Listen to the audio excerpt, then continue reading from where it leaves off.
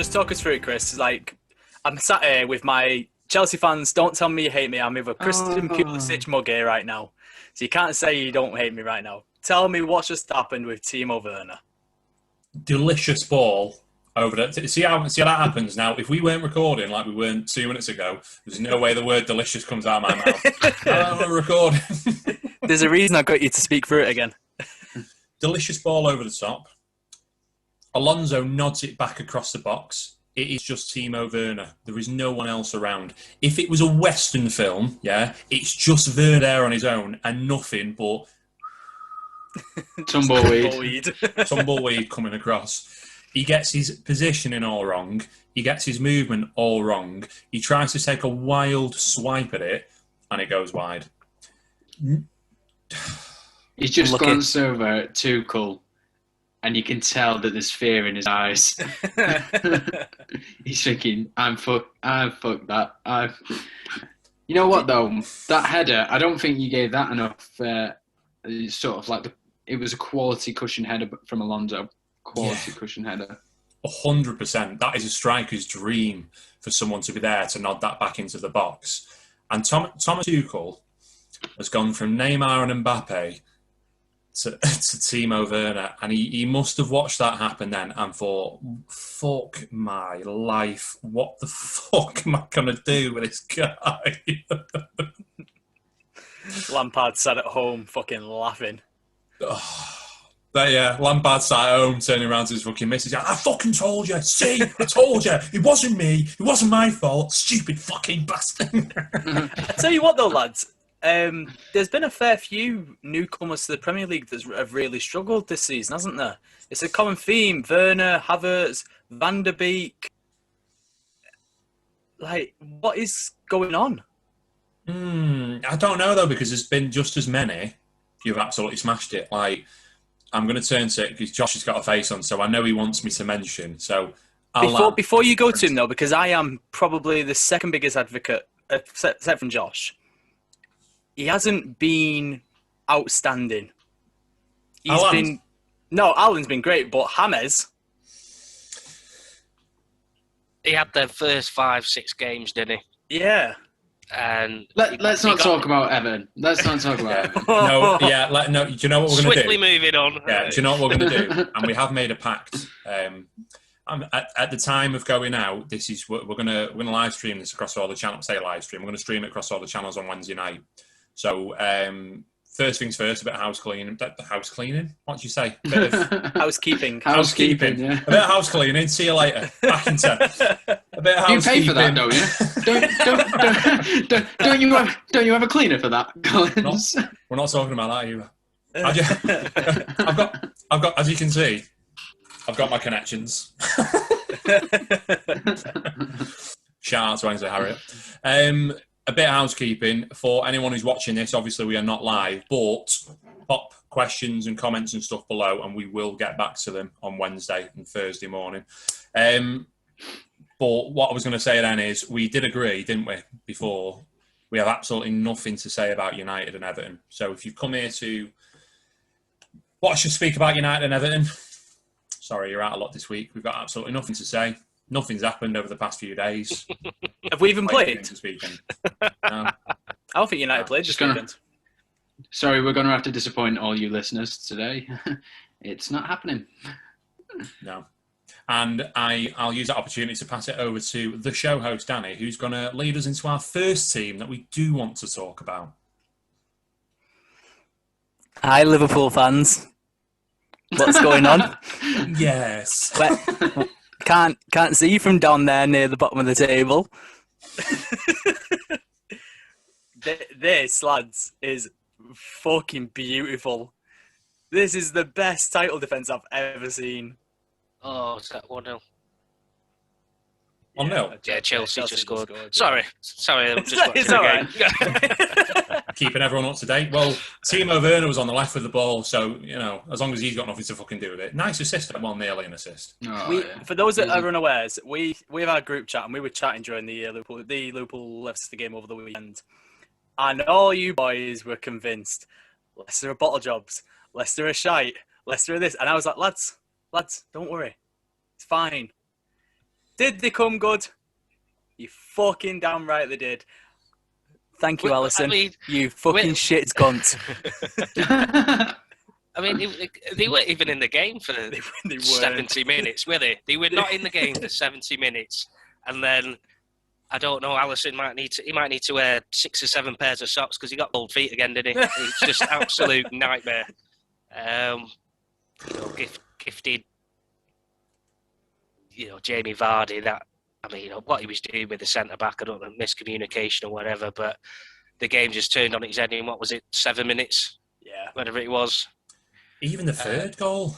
I mean, Kabak was awful for the third goal. He just looked like he was running through mud to try and get back to Harvey Barnes. Just take him out. Tell you who was awful for all the goals. Again, Trent Alexander-Arnold. He's having an awful season, isn't he? He's nowhere defensively. I was rewatching the City highlights of the day, and the amount of times that Sterling just completely ghosted past him. And again, he couldn't get anywhere near Barnes. He broke his own record again for giving the ball away in a single game.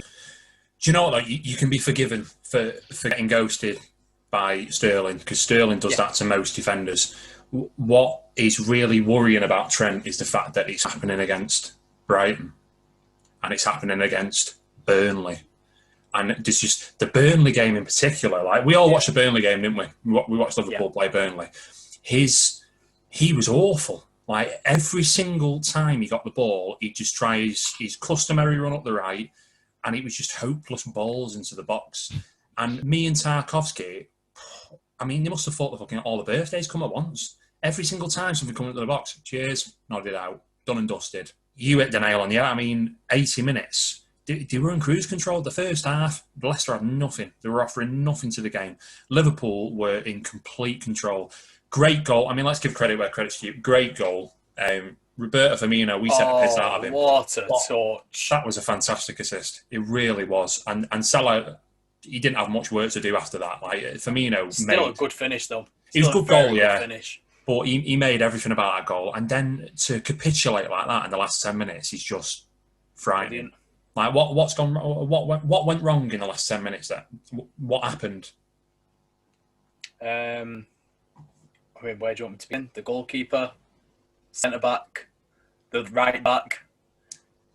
They're fucking wank, aren't they? But who would have thought that signing a centre-back from one of the worst teams in the Bundesliga that we've ever seen would have been a good idea? That's like us having centre-back issues and thinking, you know where we need to sign someone from? Fulham. Well, Sheffield United. Right. Oh, yeah. Well, I didn't want to say that and insult you again. So... every single day that goes by, I'm trying to get more and more acquainted with the fact that I'm going to have to give you £20. It's a bit of a...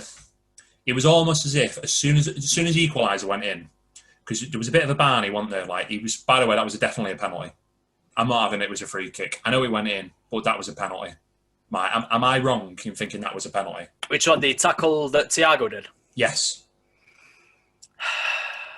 I don't know, because I'm erring on the side of caution with what happened with Cavani the other week against Southampton. But that's a penalty. It's a penalty. It's on the line. The line's part of the area. It's a penalty. This is the problem. Like, his foot was on the line, but the tackle was on his shin, which was behind the line. And that's where that's the problem in the rulings. If a part of a player is on the line, they are in the box. Not that part. Like, if his toes are offside, then he's offside. So why, if his toes are in the area, is he not in the area? Like, why is it not black and white like the offside rules? But even the offside, okay, because if you're going to try and line up the rules the same, take offside, for example. Now, all right, Cavani's foot's on the line, but you're saying he was fouled behind the line. What happens if Cavani's foot is offside, his left foot's offside, but his other foot's onside and receives the ball into his onside foot? Like, that's what I'm saying. He's offside, and it's wrong. Yeah, it's wrong. It's got to be... Boys, we've got the game on. We've got the game on. Go on, Dale. No, I was going to say, I think the penalty, not penalty, I think hasn't been brought up as much because Leicester went on to win the game. Yeah. I think if they don't score from that free kick and they end up losing the game 1-0, I think it becomes more of a talking point. Should Leicester have had a penalty? I mean, it was close. It could have got either way. I don't think anyone really would have been too. Yes, it was a penalty. No, it wasn't. I think it was on the very fine lines of going either way. But like I say, that free kick's gone in. They've not been in the game for 75 minutes. All of a sudden, it's 1-1. And then, for the last 20 minutes of thinking, here we go. We've not been in the game and we can get something out of this. And then we witnessed Alisson and whatever that was. It was magical. It was beautiful, wasn't it? It was beautiful. The thing is, it's not even a lack of, a mix in communication. It's just a pure lack of communication. If Kabak shouts for that, then Alisson's got no right to come out of it. If Alisson shouted for it, Kabak's got no right to swing for it. Quite clearly, neither of them have shouted at all. And Kabak has every single right to do what he's done there. That is outside of the area. That's not goalkeeper territory unless he shouts for it. So the blame is once again on Alisson.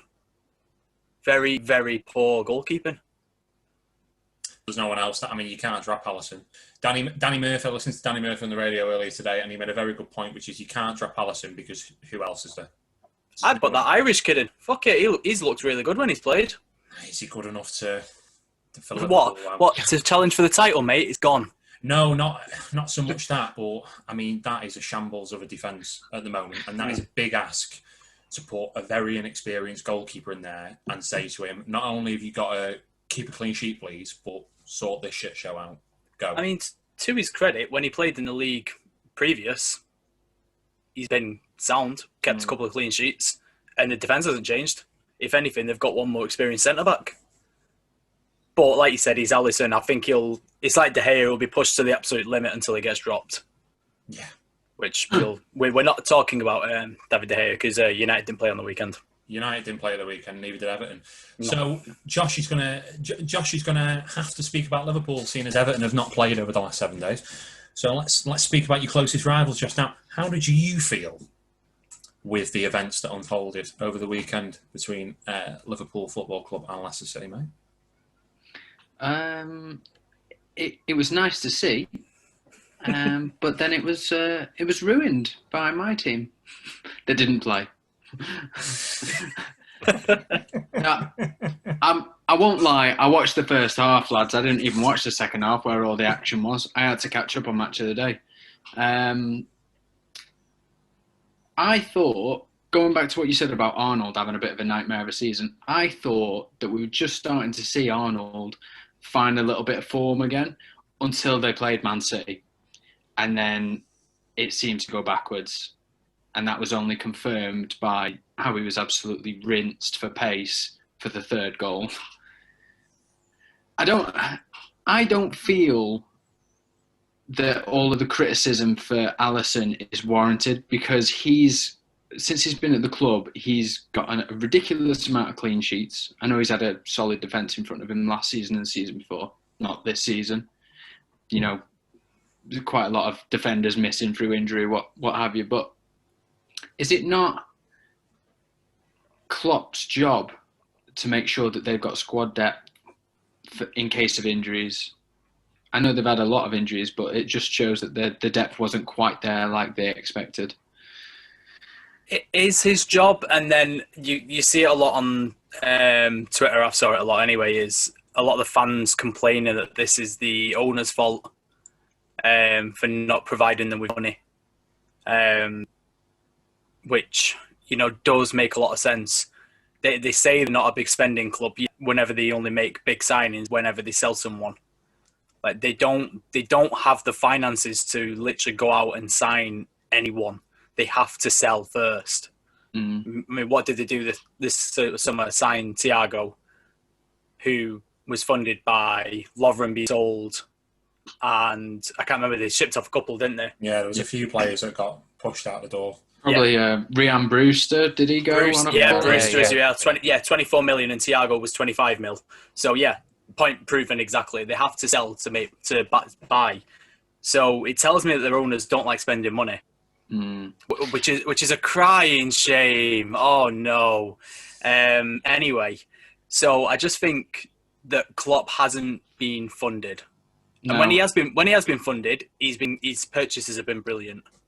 Like, let's give him full credit. Virgil, Alisson, like I said, Alisson has been one of the best keepers in the league for a couple of years. He's just had a shaky couple of games. Every keeper has them. Yeah. He's just had his in, 2 back-to-back games, basically, which is why it's intensified the criticism. Yeah. And it's intensified as well because it's so unusual for him because he has been so consistent over the last couple of years. I think he's got Thiago wrong. And I'm shocked. I shocked by that. I cannot believe that I'm saying this, but he's not suited to System FC. Like he just doesn't work for that system, and he's probably being asked to do a completely different role because of Henderson having to drop into centre back, which I think is harming him a lot more than people realise. But he's just not there at the moment. No. Which is a shame because he genuinely is one of my favourite footballers that I've seen over the last 10 years. I think he's fucking outstanding. But I'm not arse, lads. I literally can't give a fuck. Liverpool aren't finishing in the top 4 and West Ham are going to finish above them. I just think that, and I've said this for a long time, I just think hindsight is a wonderful thing. And when you're on top and you're beating everyone and you win the Champions League a couple of years ago and you're in the Premier League last season and you just think your shit smells wonderful.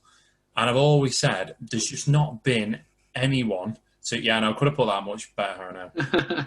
But there's just not been anyone. Last season, Liverpool romped to the title. Oh my God, they're incredible. Might be the best champions of all time. There wasn't anyone else. And full credit to Liverpool. You have to take advantage of that situation. United this season, we had to take advantage of the fact that everyone else has dropped points. And we have not been good enough to do it. Yep. So you've got to be good enough to do it. And Liverpool were good enough to do it. But there wasn't anyone else. Let's call a spade a spade. City were the only team that could challenge him. And they had no defence. This season, Liverpool have blamed everything. Like from bleeding cold feet to it was windy that day to, oh my God, we lost Van Dijk and Pickford should be in jail and all sorts of stuff. I'm not having it. We said it on the podcast last week. City have lost a whole spine of a team. They've lost Laporte, they've lost De Bruyne now, and they've had Aguero out for pretty much the whole season. They're cruising. Absolutely cruising. Not having it. Everyone's got injuries in the Premier League. We are the only team that don't have injuries, and I'm not even talking about us because we've not played in the last 7 days, so there's no point. But everyone has these challenges. And this is why they say it's so easy to, it's not easy, but easier to win a league title. It's fucking well hard to defend it because then you are the one with the target on your back and you've got to be better then. And all that hunger and desire that you had from everyone around the club, from the top, the board, putting all the money into the club, getting the signings that you want, the manager wants, trying to feed into your vision and everything, to players themselves on the pitch. You've got to have that hunger and desire to go again. You've got to pick yourselves up and go, right, what now? Top of the mountain, we've got to go after it again. You've not had it. You've bottled it. City haven't. City have watched them win the league last season. It's hurt. They've been licking the lips. Pep's turned around to them and said, you see that last season? Make sure that never, ever happens again. And when they went to City and beat them 4-0 after Liverpool won the title, that was a marker. I'm telling you now, it was a marker. Yeah. And Pep at the time would have been on them saying, you let them know tonight, we mean business next season. And look what's happened. Do you know what it reminds me of? It reminds me of when City won their first title and Fergie was like, fuck off, I'm not having any of that next year. And we absolutely demolished the league. It just completely reminds me of that situation for us where Fergie was like, no, fuck this, I'm going out signing the one thing I need, which was a striker. We went and got Van Persie. Pep did exactly the same last season. He got the one thing he needed, which was a defender. He's gone and got Diaz. Which was like £200 million defence. You went for 2 players. Yeah, literally. I know what I need to spend more on, the defence. It's a strength in depth. It's scary. Like, we've said Ferran Torres hasn't been great, but he's still played a role. He's still been good. And they've got other players coming to the fore, like Rodri starting to contribute. Gundogan has been unbelievable. Oh, let's talk about Ilkay Gundogan for a second. He has been like a new signing. I mean, especially since like De Bruyne has been in and out this season with his injuries and that. But I mean, especially the last maybe 10, 15 league games, 10, 15 games, he's been absolutely phenomenal. I mean, his goal scoring record. I mean, I didn't think didn't think he was much of a goal-scoring midfielder anyway, but it's like every week if he's not scoring one, he's at least creating something, creating an assist. But he's just been absolutely fantastic, the last 10, 15 games. And when they've missed De Bruyne, he's come in and stepped up. Like I say, Foden, when he's played, he's been fantastic. Sterling's starting to get a bit of form again now. I mean, he started the season a bit in and out. But again, they're doing all this without, I know Jesus has come back recently, but 90% of the season, they didn't have a striker as well, which it's scary. It is scary. Yeah, it's mad. It's mad. They're now what 7, 8 points clear with a game in hand. With a game in hand, and it's like this could get silly. Yeah. This could now get silly. Lee, for those that don't know, is going fucking mental in the group chat, and when he's going to be listening to this, he's going to be screaming because he cannot stand the fact that another player has stayed in Germany to join Bayern Munich. And there's this whole argument of Tin Pot League, Farmers League, everyone just goes there to win things. Lads, they won 6 trophies last year. They lost 5 games all season. Liverpool, won the league by 25 points. Who is the Farmers League? We have, for the last couple of seasons, we've had one clear club. It was sad that, wasn't it? When we've been calling other leagues Farmers Leagues for so many years, and then that happened last season, and we were like, we're the Farmers League. We're the Farmers.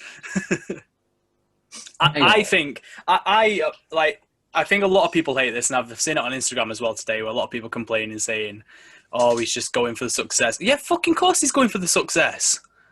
He's going there guaranteeing himself league titles and Champions Leagues. There's no club team. I've got them on at the moment. They're losing 3-2 to near bottom of the table. But I'm pretty certain if you come back to me in 15 minutes, they'll have won this game. Yeah. You can guarantee it. There's very little competition in Germany. But that's because of how good they are. We had no competition in England for years because of how good we are. Or we were, sorry. It's just got to turn 3-3 as well as you said that. Yeah, go on. I must be about a minute behind. Alphonso Davies. Oh, what a baller. Bunch of farmers they are. But he's sorry for the farmers. Yeah. He's going getting himself a Champions League winners medal. Probably multiple, if we're being honest. I don't think there's anyone that touches Bayern Munich again this season. City, maybe. City are probably the only ones. Yeah. And City, to use your term, are notorious bottlers in Europe. They're at that That's what would make City a big club.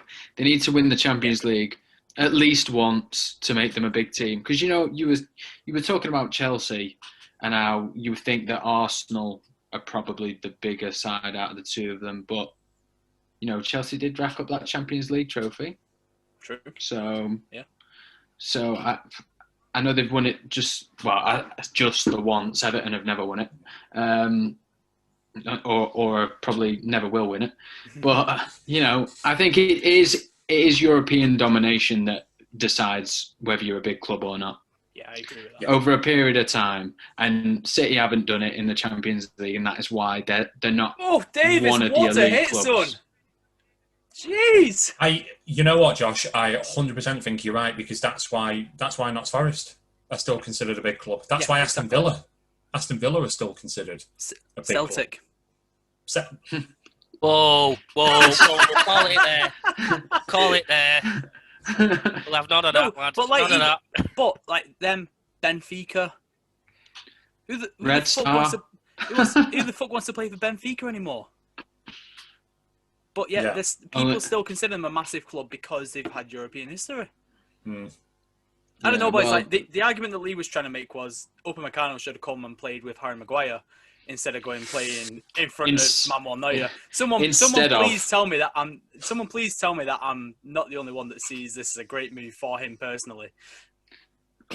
Instead of Harry and Maguire, swap him out. Dog. Should we just address the elephant in the room dead quick, lads, and get it out of the way in 2 minutes? What? No. Go on. Harry Maguire, you are fucking wank. What were you doing in the game yesterday? Oh, simple. I'm going to do a separate podcast on simple defensive techniques and when you should step out and when you should drop deep. And I hope there's one person that listens and one person only. And it's that slabhead cunt. And do you know what? In a sick and twisted way, and I said this to my brother, I'm glad that Sam Johnson saved that header in the last second. Because if he'd have scored that, Harry Maguire would have been forgiven for literally everything in that game. I don't know if I would have forgiven him, but credit where credit's due. It was a great header, and it was an unbelievable save. Yeah, that was an unbelievable save. He will never, in his entire career, make a better save than that. Never. I absolutely guarantee you. Who are West Brom playing next? I bet they're playing someone shite, like fucking Crystal Palace or something, and he'll let one bobble in off his knee or something. But he had a good one in the return game as well. He had a good one. There you go, yeah. Honestly, Tarkowski is going to absolutely fucking toe cunt one straight at him. It's going to hit him in the face and go in the corner. But he'll always have that Maguire save. Right, that's the exorcism out of the way. Josh, what's going on? I don't often say this, but it was Ancelotti for me yesterday that was the problem. And I don't know if you've read any feeds from Everton fans today, but I think it's an opinion that's shared. To be honest, I think the people were voicing my opinion before I even thought about it myself. So maybe I'm stealing their opinion, but I spoke to Evertonians at work today about it. They've all got the same opinion. It was obvious from the get-go that the formation and the team that he put out wasn't effective. It wasn't working. They were getting corners against us. We couldn't defend them. We were lucky that we went in at 0-0. Very lucky. I even put it into the chat. We played dreadfully and it was 0-0. I was happy with a 0-0 after such a poor performance. But why wait till 65 minutes to change it about when it's not working from the get-go? Why wait so long? You're on a podcast with United fans talking about late substitutions. Come and sit down with us. Pour yourself a cup of tea. Let's have therapy about it. Parallels. Almost have a whiskey. But from Ollie, we've come to expect it. That is very unlike Ancelotti. Yeah, Ancelotti usually changes things very quickly. I can't remember who you were playing, but there was a game earlier this season where I think someone was playing right back for you, and you switched Iwobi to right back. Wing Fulham. back. It was Fulham, but the other game. Was it the other game? Yeah. And it just completely and utterly changed the game. And he made that change after about 25 minutes. Yeah. And he was just on it. But this is where the parallels are mad for me. I always draw parallels between us and Everton. I fucking have to sometimes because we do a podcast together, obviously. But just yesterday, Carlo got the team all wrong. It was exactly the same with Ollie. 2 holding midfielders against West Brom. You've just set up wrong. You've just set up completely wrong. You went with a different back two yesterday. Yeah. And it just didn't seem to work. You seem to be missing Mina and Keane an awful lot. But with Mina, do you think they work? Or do you think there needs to be a combination between one of the lads that was on last night and then one of them? I honestly do like the Mina-Keane partnership. But do I think that Mina's good enough? I think that Keane is. Do I think Mina is? No, I don't. I like what he offers, sort of in the air if we get a corner or something like that. And if we've conceded a corner and, most times he's going to win the header, isn't he? He's fucking massive. But I don't think that he's good enough, no. I think he's somebody that should be an outlet on the bench that you roll on if you're desperate. Holtgate had a terrible night last night, and I really rate him. I think he's been a brilliant player for us, and he's come on leaps and bounds when he's been needed. But he was needed last night, obviously, and he's trying the rotation, but after the cup game, but it just wasn't there last night. There was no urgency. That we set up really poorly. It wasn't changed quickly enough from Ancelotti. I don't really even know what to say about Everton's performance last night other than it was shite. I've got nothing more to add other than it was shite. It was really disappointing. And what's more disappointing is that we are playing a flying Man City team in a couple of days and we'll play better against them. That's the most annoying thing. We will play better against City. I'll probably eat my words when we get drilled 7 or 8. But we will play better against City than we did against Fulham, and we had an opportunity to go on the same points as Liverpool, our City rivals, which would have just shown how much... I know they're having a bad season, you're comparing it to the last 2, but for us, if we were on the same amount of points as Liverpool Football Club, then it would show that under Ancelotti we've progressed, and the signings that we've made have been the right signings. But once again, we bottled it. You know, we talk about other teams bottling it. Spurs bottle it all the time. We were saying that Leicester might bottle it against Liverpool. We bottled it last night against Fulham. And I hate that because that was an ample opportunity for us because we got City next and we should have been taking 3 points off Fulham. Yeah. I was just looking at the table then with you when you said about being level with points on Liverpool. I didn't realise that Chelsea had crept up into 4th. Yeah, Chelsea. Yeah, if they win today, yeah. Silently creeping up. Do you know what? Fair play, Thomas Tuchel. Got him playing, got him winning. Mm-hmm. We'll have to speak to Jeff. We'll have to get Jeff on and see what he thinks now. Yeah. My name is Jeff. Another team that's jumped above Liverpool, we've glanced on them briefly, West Ham. Yeah. Are they legitimate top 4 contenders? No. No. Moving on. Possibly. All right, I'll ask you this question now then. Yeah. Does this top 4 change, Dale? I'll ask you first. Does this top 4 change now for the rest of the season? Do we finish on City, United, Leicester and Chelsea?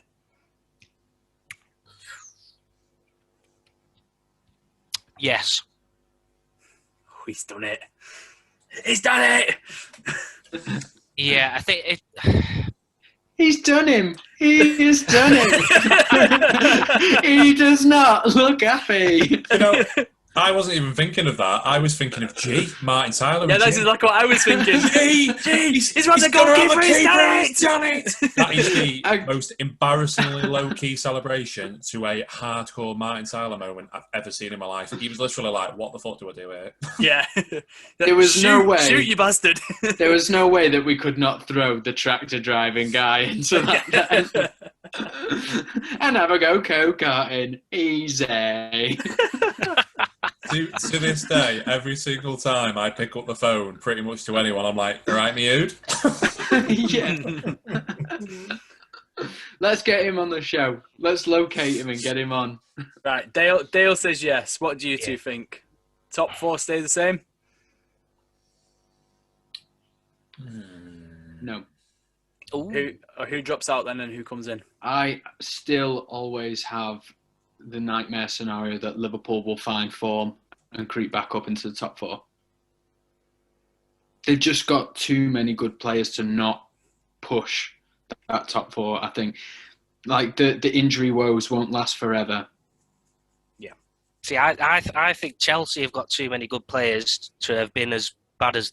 Well, not as bad as, when Frank got sacked, but... the new manager's come in. He seems to be getting a bit more out of these players. Werner seems, if he's not scoring, he's putting a few assists in.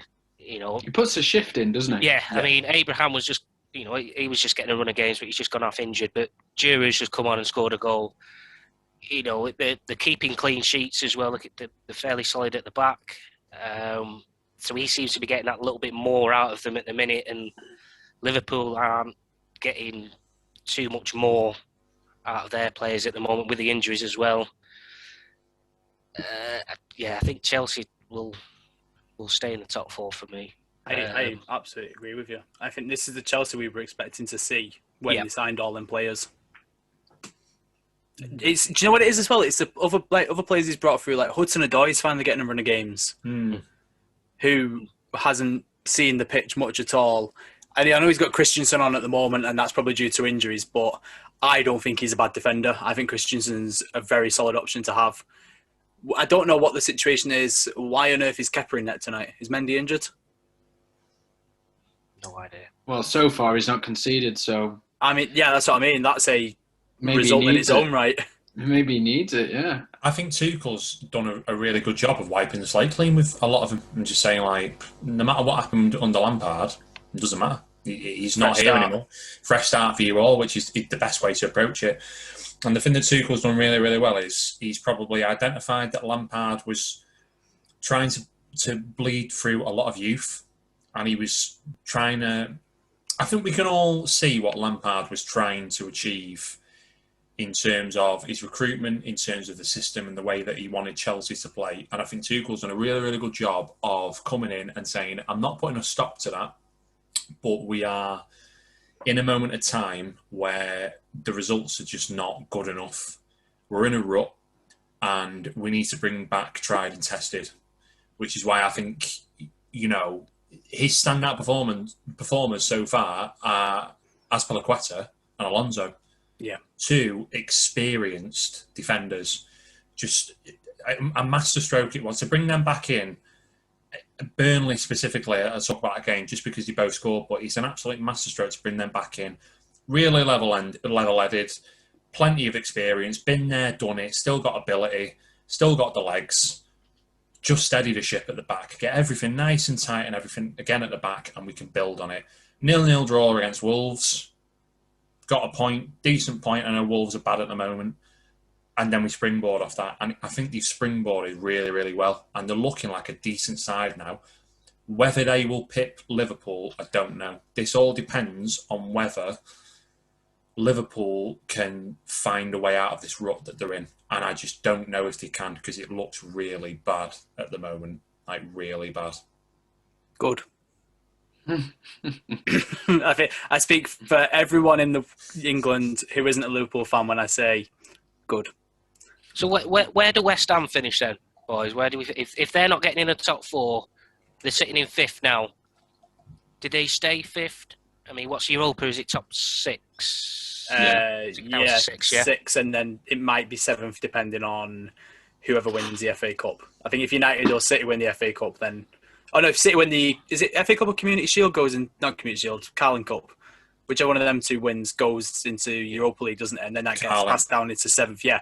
So if City win it, then it'll be seventh. Yeah. So I mean, you've got West Ham at fifth on 42 now. You've got Liverpool sixth on 40. But then there's a 3-point gap. You've got Everton 37, Villa and Tottenham on 36. But you know they've got games in hand. So I don't want to write Villa off. I don't want to write Villa off. They've got 2 games in hand. They could go joint fourth. I'm writing Villa off.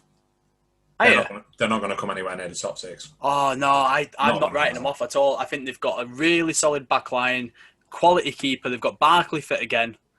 I think they are as much as a right to finish in that top 6 as Liverpool and West Ham do at the moment. I think Villa have been really, really good this season. I don't think they're as good as West Ham. I don't think they're as good as Everton. And you've still got others. I mean, I know they're a joke at the moment, but you've still got Spurs in there. And you can guarantee Spurs at some point are going to stop the rot and they're going to pick up a good run of results. Yeah, when they sack Mourinho. Yeah. Because you just know he's going to win the Carling. He'll win the Carling Cup. Not the Carling Cup, the Carabao Cup. The Rumbelows Cup. Well, it won't be the FA Cup now, will it? No, it will not. I like it. Wolves started their season last season in July, I think it was. And they started the qualifying for the Europa. They went all the way through. Obviously, we had the coronavirus sort of break. That just hindered everything. It all stopped.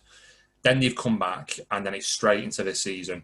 And Wolves, of all the people that have been bothered by fixture congestion, have probably been the worst because they started so early on last season and they finished so late on because they got so far into the Europa League.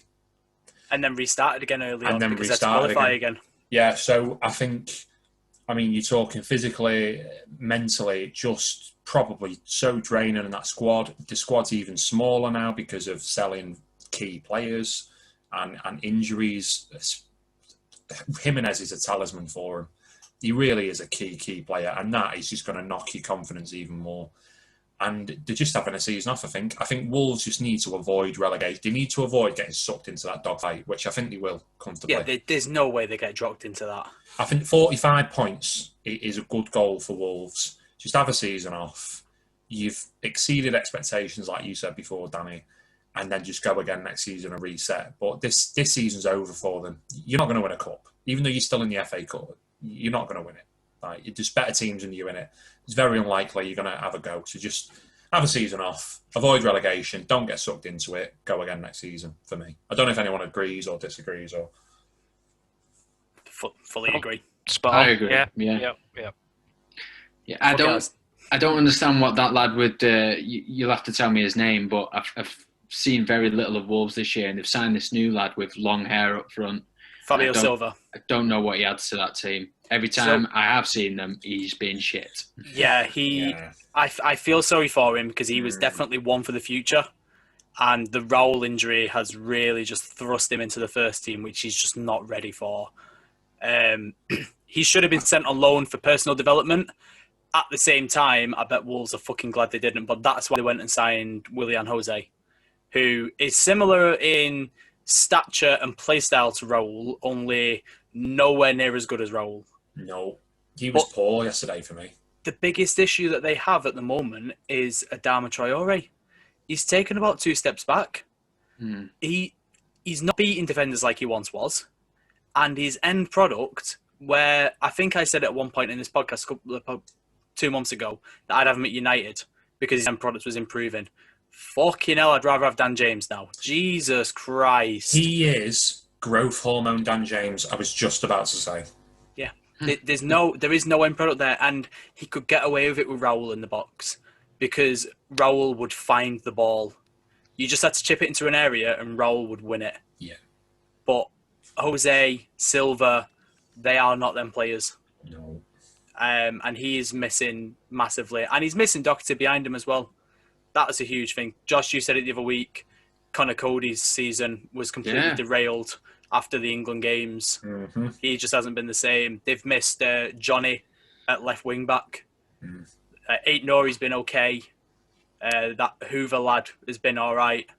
But like Johnny's different player. Neto is the only bright spot for me at the moment. Unreal talent, and that kid. They will do very well to keep hold of him. At 20 years old, he looks like if he can get his end product right, he's going to the top. He will be sensational. Yeah. Scary to think in it. If they would have kept all the Doherty, if they would have had Jimenez, stay fit, and that didn't happen against Arsenal, if they could have kept all the Jota, the Wolves, a good squad. And I don't get this. I think it's this thing that Espirito Santo does with the small squad, where he likes his squad to be smaller. It's biting you in the arse, and I think he's really he's going to end up rethinking that. And I think if he isn't already, I think the end of the season he's going to end up thinking, I need a bigger squad here if I'm going to achieve. I think he's planning already. I think he must be planning for reinforcements in the summer. Mm-hmm. January was rough for everyone. No one really signed anyone. Coronavirus has affected so many teams. They probably regret spending about 36 million on Semedo. He's not good enough, is he? Let's face it. He's not 36 million's worth. No, he probably regrets spending 36 on Fabio Silva. Whether he comes good in the future or not is a different story, but I think they need some strikers so then they can let Silva go out on loan and let him go and get some proper game time. Well, Santos built a squad already, hasn't he? He built the squad that got them into the Europa League and did fantastically in that. So if anyone can do it again, he's proven himself. He can do it again, can't he? Yeah, no doubt about it. He's a class manager. Yeah. I reckon, I know we probably want to call it a night soon, but maybe we should just chip in with Arsenal's result last night, because we can't brush by the fact that Arsenal... No, you're right. You're right. Actually got a decent result. Aubameyang scored a hat-trick, and Breath of Fresh Air FC got hammered. So. Oh yeah, no. The game wasn't about Arsenal winning 4-2. The game was about Leeds playing good football, and they might have conceded 4, but they played really good football and scored 2 goals. Yeah. So forget about Arsenal. That was all about Leeds United.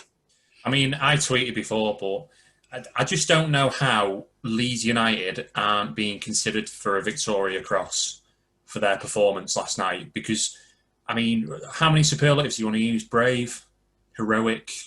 It's just fantastic. They're just a breath of fresh air. Like, honestly, at 4-0 down, I just thought, for anyone else, this would be over, but not for Leeds. Oh no, not for Leeds. And they got those 2 goals, and I just thought, how courageous of them. Hey, they won the second half. They won the second half. As Everton did very recently against Man United. Yeah. They won the second half. Arsenal have been on a bit of a decent run recently. Yeah. I mean, I say that and look at the form, and they've won 1, lost 2, and drawn.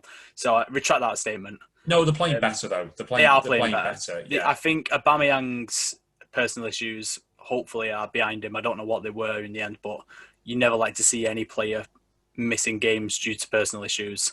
We need to clarify this because there was some, and I think this leads into Dickhead of the Week nicely, actually.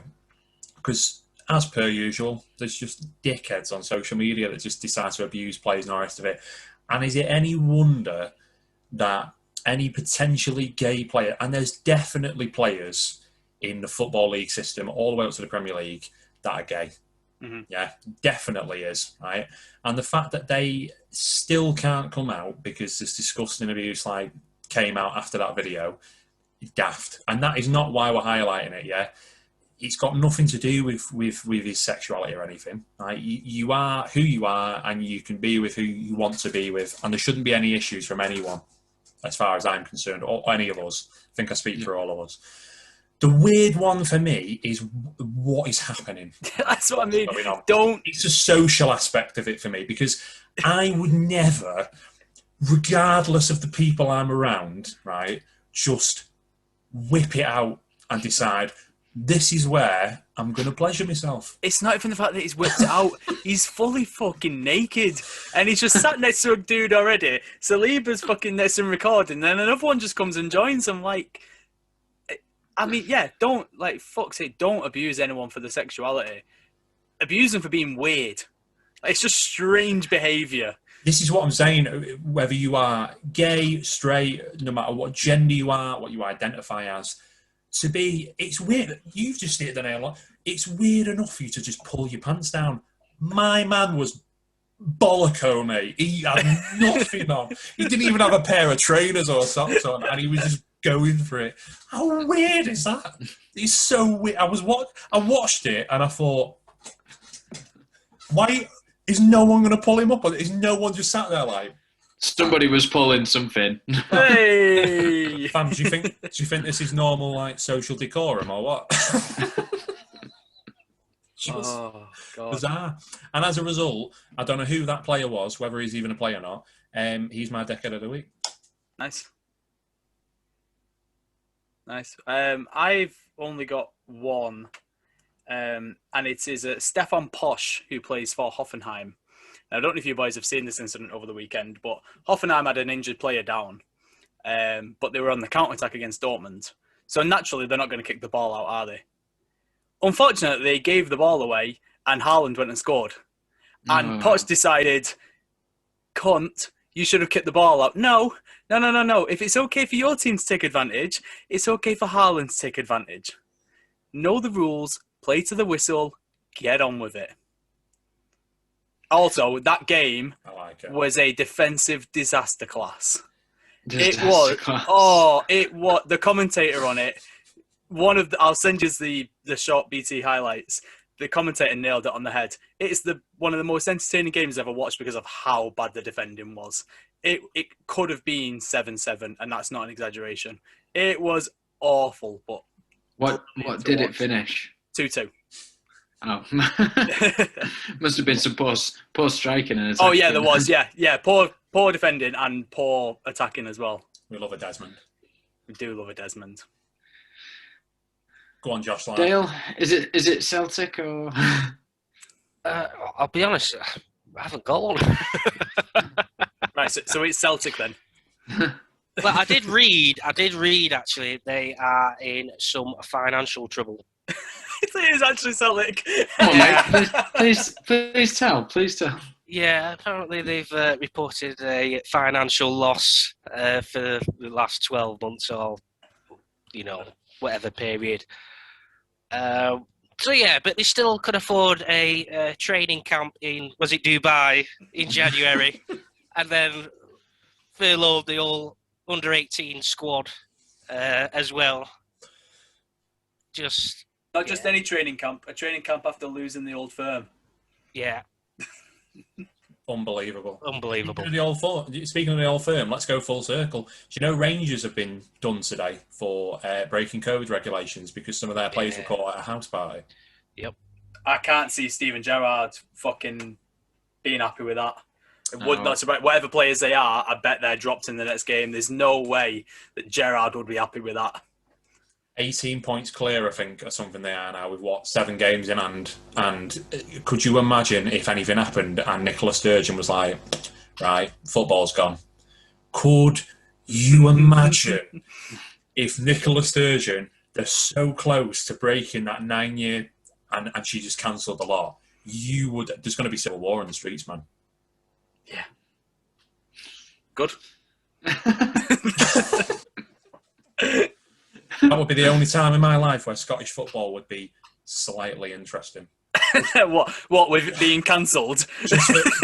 Just for the political climate in Glasgow for those few weeks after she made that decision. It would be absolutely glorious. In fact, I think the reason why she's not made that decision already is because she knows if I cancel the league, they're not going to be asked about COVID guidelines. I'm fucking telling you now, they'll be out in the streets. Yeah. They'll be out in the streets. Oh, God, yeah. Them Rangers fans would take no mercy. Oh, no. It would be horrible. And could you imagine Celtic fans? They would be... But imagine if it happened last season with us. Liverpool are 35,000 points clear, and then you cancelled the league. You think what that guy was doing on the video with Saliba was inappropriate? Oh my God, I would have been out in the streets of Buckley, mate. Talking about Bollico, I would have been having the time of my life if that happened. Could you even imagine? Glorious. Josh, before we all have to imagine Chris and his wang out, give us your final dick of the week. Just because it really hits close to home for me, it's got to be Carlo Ancelotti. I love the guy, but we should be beating Fulham. So I'm going to give it to him because he got it all wrong. And when he should have picked up that he got it wrong, he didn't until it was too late. Nice. Yeah, to be fair, Ollie was a very close second for mine. But that is another debate for another day.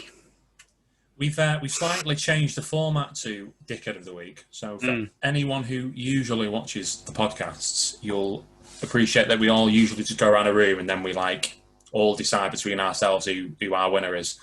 But because Dale has pretty much made this section his own with his continued abuse of Celtic, even further than past the point of where I've abused Celtic in the past, we've now decided that from now on we're all going to nominate and then Dale's going to pick the winner. So, Dale, who is your dickhead of the week, mate?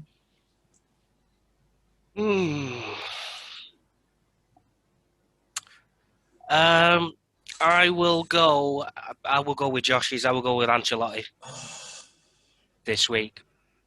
I don't even know if I should be proud of that. I'm not. I was going to say, that's a victory you don't want. No, just with the fact, it could have been, with a win, that could have, made things really interesting with it, with the top 4, top 5, 6, and obviously bringing you on level points with your lovely neighbours.